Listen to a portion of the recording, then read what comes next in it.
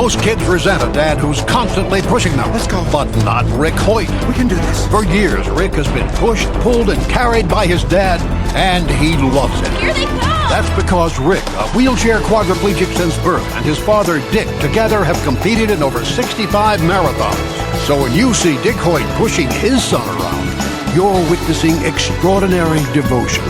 Pass it on from the Foundation for a Better Life at values.com. Atlanta's #1 radio stations, Swanky 93.3 and The Heat 94.6 radio stations, has you covered. From our studios to our newsroom at K.L.P. Entertainment. Listen on all major audio platforms like Spotify, iHeartRadio, Audacity, Apple Podcast, Stitcher Podcast, Google Podcast, YouTube, and more.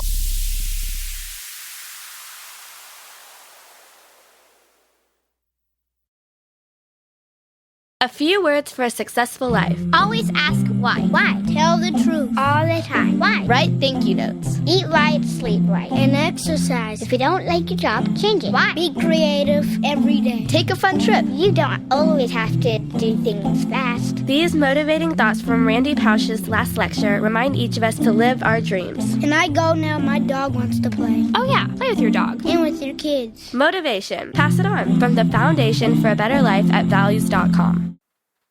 Live from our newsrooms brings back our hit news network, SNN, with many news anchors like Arthur Brooks, Addison Hayden, and Beatrix Gemma. Brings you stories about the news worldwide. Tune in on Atlanta's #1 stations, Swanky 93.3 and The Heat 94.6 radio stations. To get the latest news today, listen on all major audio platforms like Spotify, iHeartRadio, Audacity, Apple Podcast, Stitcher Podcast, Google Podcast, YouTube, and more.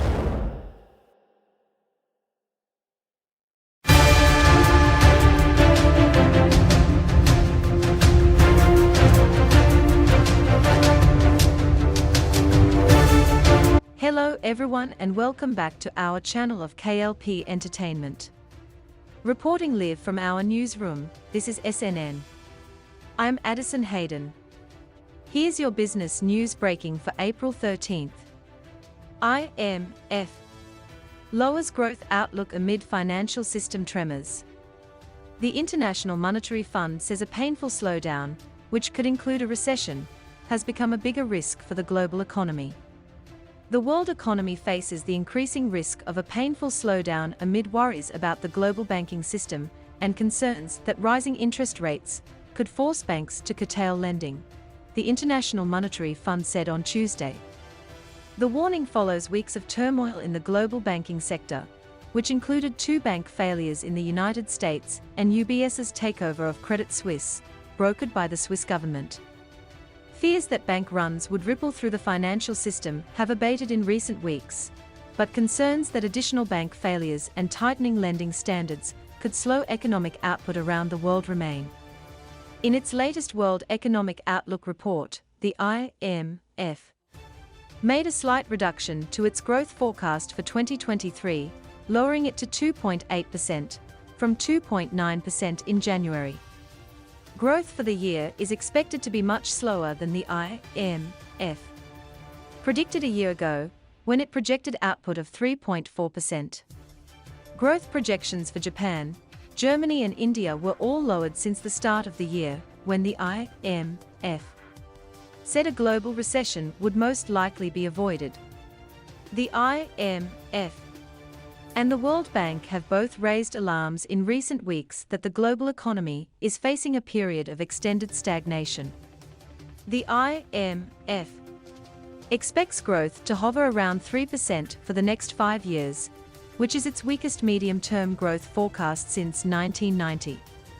On Tuesday, the IMF expressed optimism that a financial crisis could be averted, but it lamented that inflation was still elevated and that the global economy remained fragile, facing a rocky road ahead. It suggested that a so-called hard landing, which could entail economies around the world tipping into recession, was increasingly plausible. A hard landing, particularly for advanced economies, has become a much larger risk, the IMF report said, adding, "The fog around the world economic outlook has thickened." The dimmer forecast comes as top economic officials from around the world are convening in Washington this week for the spring meetings of the IMF and World Bank. The gathering is taking place at a moment of high uncertainty, with Russia's war in Ukraine grinding on, prices around the world remaining stubbornly high, and debt burdens in developing countries raising unease about the possibility of defaults. Treasury Secretary Janet Yellen is expected to meet with other international regulators this week to assess the state of the global financial system. On Tuesday, she expressed confidence in the U.S. banking system and the health of the economy, explaining that she continues to believe that the outlook is brighter than what many economists predicted last fall. Here at home, the U.S. banking system remains sound, with strong capital and liquidity positions, Ms. Yellen said during a news conference. The global financial system also remains resilient due to the significant reforms that nations took after the financial crisis. Ms. Yellen said she remained vigilant to the risks facing the economy, pointing to recent pressures on banking systems in the United States and Europe and the potential for more fallout from Russia's war in Ukraine. She is not currently seeing evidence that credit is contracting, she added, but acknowledged that it was a possibility. "I'm not anticipating a downturn in the economy, although, of course, that remains a risk," Ms. Yellen said. The IMF made a small upgrade to its projection for U.S. output, which is now expected to be 1.6% for 2023. Economists are still working to assess what effects the bank failures might have on the broader U.S. economy. Analysts at Goldman Sachs wrote in a research note this week that bank stress could reduce lending by as much as 6 percentage points, and that small businesses, which rely heavily on small and mid-sized banks, could bear the brunt of tighter lending. The IMF attributed the strain on the financial sector to banks with business models that relied heavily on a continuation of low interest rates and failed to adjust to the rapid pace of increases in the last year. Although it appears that the turbulence in the banking sector might be contained, the IMF noted that investors and depositors remained highly sensitive to developments in the banking sector. Unrealized losses at banks could lead to a plausible scenario of additional shocks that could have a potentially significant impact on the global economy if credit conditions tighten further and businesses and households have an even harder time borrowing. In the most severe scenario, in which global credit conditions tighten sharply, the IMF projected that global growth could slow to 1% this year. Mr. Gourinchas noted that the financial system was not the only cloud hanging over the global economy. Hopes for stronger growth have been hinging on China's reopening after strict pandemic regulations, and changes to that policy could slow output and disrupt international commerce, he said. At the same time, Russia's war in Ukraine continues to threaten the reliability of food and energy supply chains. The IMF has been playing a leading role in trying to stabilize the Ukrainian economy, and last month it approved a $15.6 billion loan package for Ukraine, the first such financing program for a country involved in a major war. But despite the efforts by Western nations to buttress Ukraine and weaken Russia, the IMF raised its outlook for the Russian economy, projecting it will grow 0.7% this year and 1.3% in 2024. The IMF noted that Russia's energy exports continued to be robust, allowing it to support its economy through government spending. The impact of efforts by the United States and Europe to cap the price of Russian oil at $60 a barrel remains unclear, because global oil prices have been falling amid recession fears. IMF officials said that because of lower oil prices, Russian oil was no longer trading at as much of a discount, and that Russia had been successful at finding ways to circumvent the price cap. Even as it underscored the risks facing the global economy, the IMF urged central banks to maintain their efforts to contain prices while standing ready to stabilize the financial system, noting that inflation is still too elevated relative to their targets. Despite the IMF's warnings about a hard landing, Ms. Yellen sought to open this week's meetings with a note of optimism. She pointed to signs that inflation is diminishing and the resilience of the financial system as reasons for hope. "I wouldn't overdo the negativism about the global economy," Ms. Yellen said. "I think we should be more positive." She added, "I think the outlook is reasonably bright."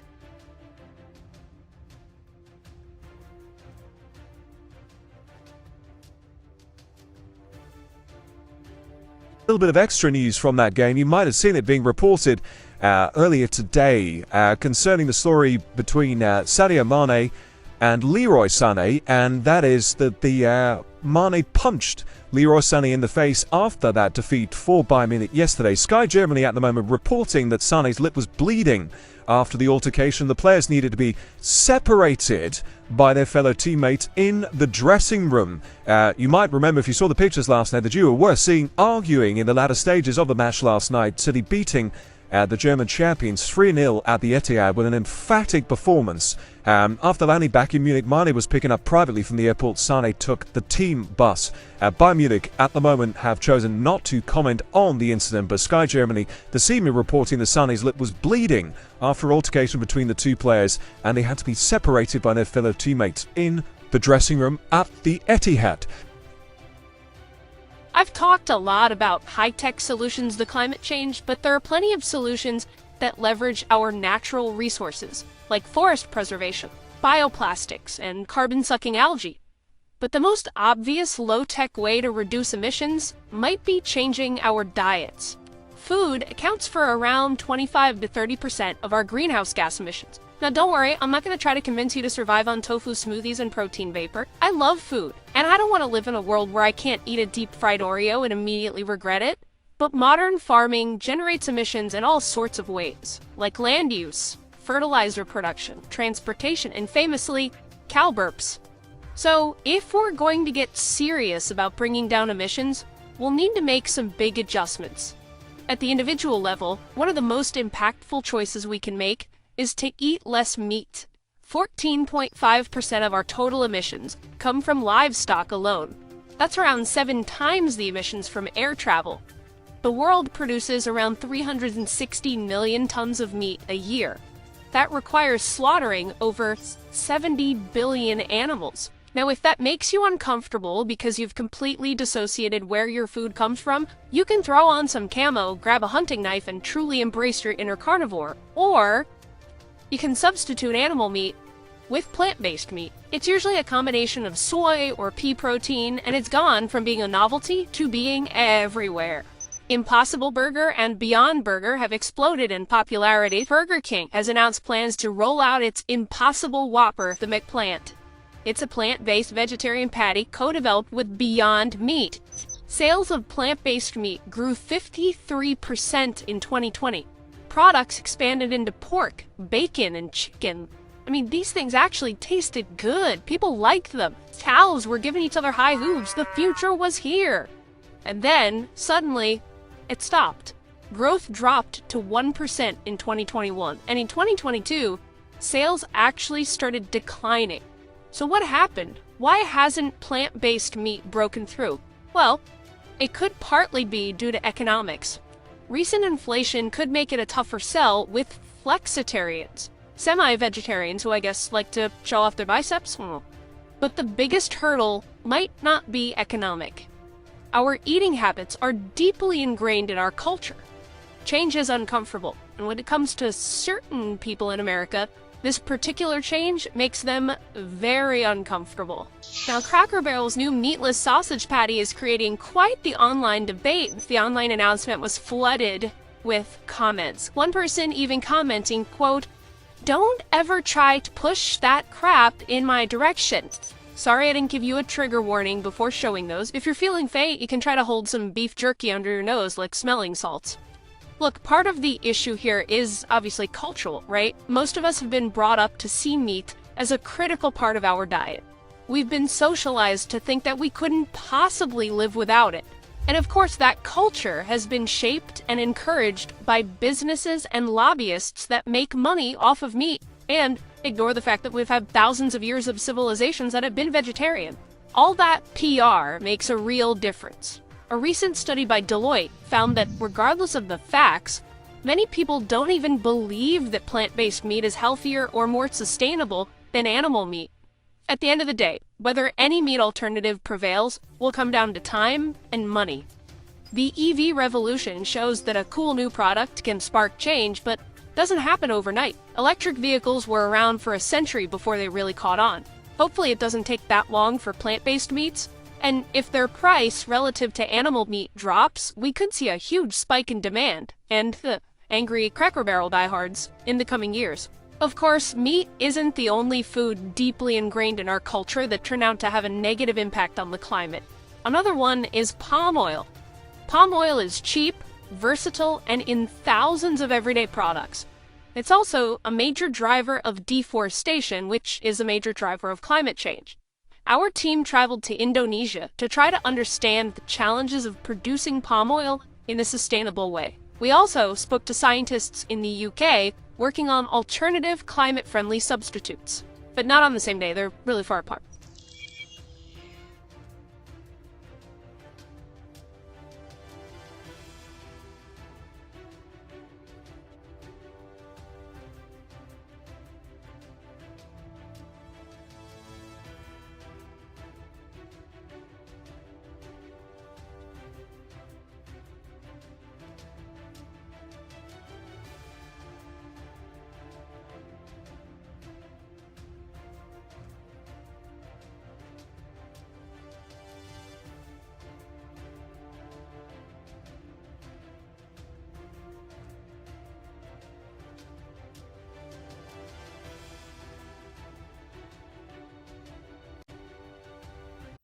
Atlanta's #1 radio stations, Swanky 93.3 and The Heat 94.6. Radio stations has you covered. From our studios to our newsroom at K.L.P. Entertainment. Listen on all major audio platforms like Spotify, iHeartRadio, Audacity, Apple Podcast, Stitcher Podcast, Google Podcast, YouTube, and more.